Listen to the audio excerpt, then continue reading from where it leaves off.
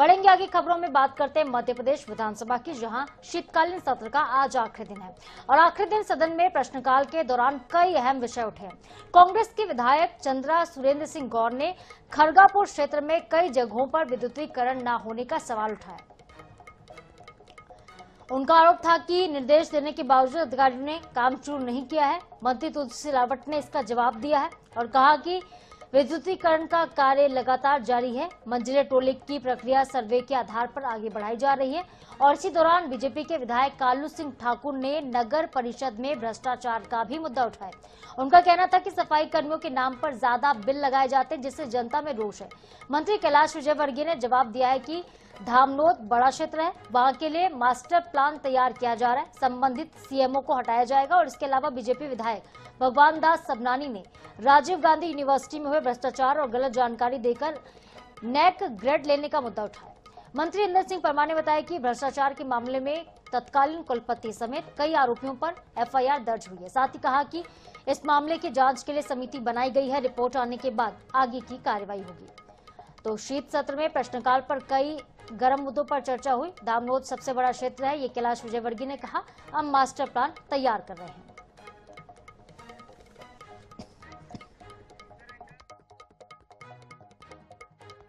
सहयोगी अंकुश मौर्य सीधे लाइव जुड़ रहे हैं भोपाल से, उनका रुख कर लेते हैं हम और जानते हैं कि विधानसभा में आज क्या कुछ हुआ है। अंकुश, विस्तार से बताइएगा कि कौन कौन से मुद्दे प्रश्नकाल में आज उठाए गए हैं। ये प्रश्नकाल करीब 1 घंटे का था और उसमें तमाम जो विधायक हैं उन्होंने अपने क्षेत्रों सवाल पूछे गए। कम से कम रिकॉर्ड सवालों पर चर्चा हो पाई। 25 सवाल आज 1 घंटे के अंदर जो है पूछे गए हैं और उनके जवाब मिल पाए हैं। आज एक रिकॉर्ड भी कायम हुआ क्योंकि 5 से 7 सवाल ही पूछ 1 घंटे में हो, लेकिन आज बहुत वो हुआ। उसके बाद आज ध्यानाकर्षण की जो जैसे सवाल पूछ रहे हैं, सरकार के ही विधायक बीजेपी विधायकों ने की भी ध्यानाकर्षण की सूचनाएं हैं। 21 की सूचनाएं हैं, सूचनाओं पर चर्चा होनी है, इसलिए आज लंच भी कैंसिल कर दिया गया है। लंच नहीं होगा और ध्यानाकर्षण है। कांग्रेस के विधायक वो सिंगरौली में जंगल कटाई का मामला उन्होंने उठाया है। भगवान दास सबनानी बीजेपी के विधायक, उन्होंने राजीव गांधी यूनिवर्सिटी में हुए वित्तीय घोटालों को लेकर अपनी सरकार को घेरते नजर आए। उन्होंने जो ग्रेड लेने के लिए भी एक फर्जी सूची बना दी गई और उसको दिखाकर जो है यूनिवर्सिटी ने, एक सरकारी यूनिवर्सिटी ने ऐसा काम किया है कि इसकी जांच तक होगी और कब कार्रवाई होगी। क्योंकि ये वित्तीय घोटाले वाला जो मामला है ये पुराना है। इसमें पूर्व कुलपति जेल भी जा चुके हैं, सुनील गुप्ता, लेकिन ये अभी नया एक और घोटाला सामने आया है। इसलिए वहां पर जो नए गुरु थे उनका इस्तीफा भी हुआ है। तो राजीव गांधी यूनिवर्सिटी को लेकर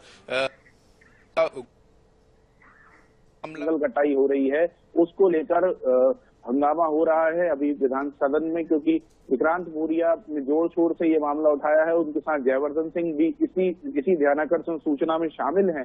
और विक्रांत भूरिया का आरोप है कि 6 लाख पेड़ काटे गए हैं कोल ब्लॉक्स के लिए, कोयला खदानों के लिए, अडानी की कोयला खदान के लिए। उनका सीधा आरोप है कि अडानी की कोयला खदान के लिए पेड़ काटे जा रहे हैं। 1500 पुलिसकर्मी केवल इसलिए तैनात किए गए हैं ताकि वो कोई कोल ब्लॉक्स जहां पर पेड़ों की कटाई चल रही है उस क्षेत्र में जा न सके। और जो 6 लाख पेड़ काटे गए उसके बदले में सरकार दूसरे जिलों में पेड़ लगा रही है, सागर में लगा रही है, रायसेन में लगा रही है। जब पेड़ सिंगरौली में काटे जा रहे हैं तो फिर दूसरे जिलों में पेड़ लगा के किस तरीके का वृक्षारोपण किया जा रहा है, क्यों किया जा रहा है? पर्यावरण को नुकसान तो सिंगरौली में हो रहा है तो फिर पेड़ रायसेन में लगा के। यहाँ पे मैं इंटरप्ट कर रही हूँ आपको, लेकिन एक वाक्य और भी देखने को मिला है। जब बीजेपी के विधायक है नूपुर से बिसाहू लाल सिंह, उनसे पेड़ों की कटाई को लेकर पूछा गया सवाल, तो उन्होंने कहा कि पेड़ों की कटाई वहां नहीं हो रही है, बल्कि पेड़ तो काटे जा रहे हैं। पेड़ काटे जा रहे हैं। मंत्री दिलीप अहिरवार ने ही माना है कि 5,98,000 पेड़ों को काटने की अनुमति है। सेंट्रल गवर्नमेंट से है अनुमति, उसकी पर्यावरण मंत्रालय से उसकी अनुमति है। अभी तक सरकार का ये कहना है अभी तक 33,000 पेड़ ही काटे गए हैं। लेकिन कांग्रेस जो आरोप लगा रही है कि 6 लाख पेड़ तो अभी काटे जा चुके हैं और उसके बाद अभी कटाई रुकी नहीं है। तो ये जो वनों की कटाई का मामला है, इस मामले पर सरकार घिरती हुई नजर आ रही है। विपक्ष इसको जोर शोर से इस मामले को उठा रहा है और भी ध्यानाकर्षण की सूचनाएं हैं। करीब 21 ध्यानाकर्षण आज लगाए गए हैं और देखना होगा क्योंकि चर्चा शाम तक चलेगी और हंगामा होता रहेगा। गर्म माहौल सदन के अंदर आज रहने वाला है। अंकुश, एक छोटी सी जानकारी और आपसे चाहेंगे कि कौन कौन से विधायक आज आखिरी दिन प्रश्नकाल में उपस्थित नहीं हैं? देखिए, संभवतः सारे विधायक हैं मौजूद। अब एक दो विधायक जिनकी सूचना पहले आ चुकी है कि वो नहीं रहेंगे, पूरे सत्र के दौरान नहीं रहेंगे, उनकी सूचनाएं पहले ही अध्यक्ष को मिल जाती हैं और अध्यक्ष विधानसभा में सदन में ये बताते भी हैं कि कौन से विधायक ने अवकाश लिया है या कौन से विधायक ने अनुपस्थित रहने की अनुमति मांगी है। ठीक है, तो बहुत शुक्रिया आपका अंकुश, तमाम जानकारी के लिए। विधानसभा का पूरा अपडेट आपने दर्शकों तक पहुंचाया। क्या कुछ आज प्रश्नकाल में हुआ है, एक घंटे के दौरान कितने प्रश्न वहां पर पूछे गए हैं, कौन कौन से मुद्दे आज सदन में गूंजे हैं। और देखिए, आज आखिरी दिन है तो बातचीत आज भी लंबी होनी है और कई अहम मुद्दों पर, कई अहम विषयों पर आज चर्चा हो चुकी है। बहुत शुक्रिया अंकुश आपका तमाम जानकारी के लिए भी। तो आपको फिर से बता दें कि कांग्रेस ने उज्जैन के लैंड पुलिंग का मुद्दा भी आज विधानसभा में उठाया है।